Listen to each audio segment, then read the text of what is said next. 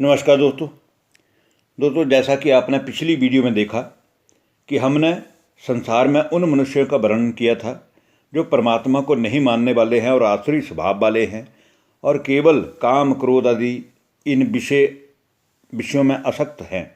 तो आइए आज हम शुरू करते हैं श्रीमद् भगवत गीता के अध्याय नंबर 16 के श्लोक नंबर 13, श्लोक नंबर 14, श्लोक नंबर 15 और श्लोक नंबर 16। ये 4 श्लोकों के ऊपर आज हम ज्ञान की आध्यात्मिक वार्तालाप भी करेंगे और इन चारों ही श्लोकों के द्वारा हम ये भी समझने की कोशिश करेंगे कि संसार में अपार खुशी के लिए, अपने जीवन को शांत बनाने के लिए और परमात्मा से जुड़ने के लिए हमें इस ज्ञान को किस विधि से समझकर अपने जीवन में धारण करना चाहिए। तो आइए दोस्तों शुरू करते हैं श्रीमद् भगवत गीता के अध्याय नंबर 16 का श्लोक नंबर 13, जिसमें कहा गया है, ईद मध्य मया लब्धमिमं प्राप्यस्य मनोर्थम ईदमस्ति दमपि मे भविष्यति पुनर्धनम।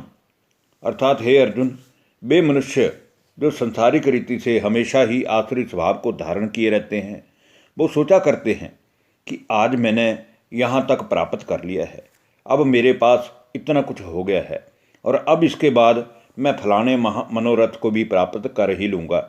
मेरे पास आज इतना धन है और फिर मैं इसको जोड़ करके इतने से भी इतना कर लूँगा, अर्थात मैं सबसे बड़ा धनवान बनूंगा। ऐसा वो मनुष्य सदा ही सोचते रहते हैं।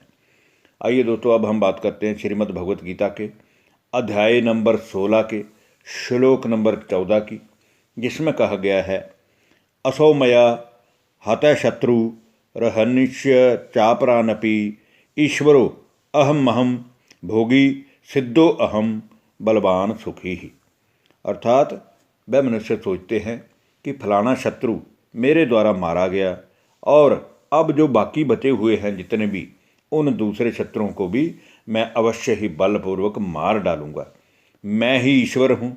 कौन है जो संसार में मेरे से बड़ा है? कौन है जो संसार में मेरे से बलशाली है? कौन है जो संसार में मेरे से धनवान है? कौन है जो संसार में मेरे जैसा अपार शक्ति संपन्न है और ऐश्वर्य को भोगने वाला है?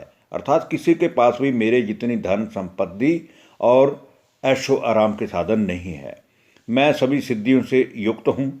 मेरे पास तो सारी सिद्धियाँ दाएं बाएं घूमने वाली हैं और सारे ही संसार में सबसे ज़्यादा बलवान और सुखी केवल मैं हूँ, क्योंकि वो विषय भोगना में ही सदा सुख का अनुभव करने वाले हैं और अल्पकाल के लिए उनको ये 2 पल का सुख ही सुख भाता है। उनको पता ही नहीं है कि परमात्मा कौन है और हम अब कौन हैं। आइए दोस्तों अब हम बात करते हैं श्रीमद् भगवत गीता के अध्याय नंबर 16 के श्लोक नंबर 15 और श्लोक नंबर 16 की, जिनमें परमात्मा ने उनके बारे में और भी बताया है कि उनके मन में और क्या क्या भावनाएं होती हैं जिसके कारण वो भगवान से नहीं जुड़ पाते हैं। तो आइए अब हम बात करते हैं श्लोक नंबर 15 और श्लोक नंबर 16 की। आढ़्यो अभिजन बानसमी को अन्यो अस्ति सदृशो मया यक्ष दास्यामि मोदिष्य इत्यज्ञान विमोहिता अनेक चित्त विभ्रांता मोहजाल समावृता प्रसक्ता काम भोगेशु पतंती नरके अशुचोः। अर्थात मैं बड़ा धनी हूँ, मैं तो सबसे बड़े कुटुंब वाला हूँ। मेरे परिवार के सामने, मेरे कुटुंब के सामने इस संसार का कौन सा व्यक्ति है जो मुझसे बड़ा है और मुझसे धनी है और मुझसे बड़े कुटुंब वाला है? कोई हो ही नहीं सकता। मेरे समान दूसरा भला कौन है? हो भी नहीं सकता। मैं ही यज्ञ करने वाला हूँ, मैं ही दान तप करने वाला हूँ। मेरे जितना दानी, मेरे जितना यज्ञ करने वाला कोई है ही नहीं। मैं ही अमोद प्रमोद करूँगा।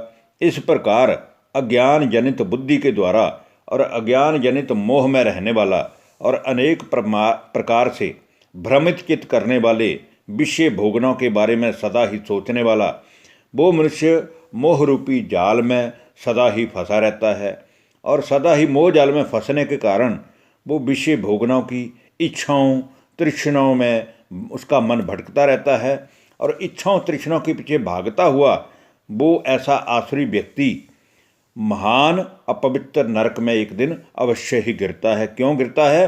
क्योंकि वो संसार के हर प्राणी को केवल एक ही नज़र से देखता है कि संसार के जितने भी ये मनुष्य हैं, इनका केवल जन्म और मरण का कारण एक ही है, जो है विषय भोगना वाला काम विकार। और काम विकार जैसी भोगना में व्यस्त रहने के कारण ही उनका जीवन नरक जैसा अपवित्र होता है, और ये मनुष्य हमेशा ही अपवित्र नरक में ही ऐसे कर्म करते हुए गिरते हैं। धन्यवाद। नमस्कार दोस्तों।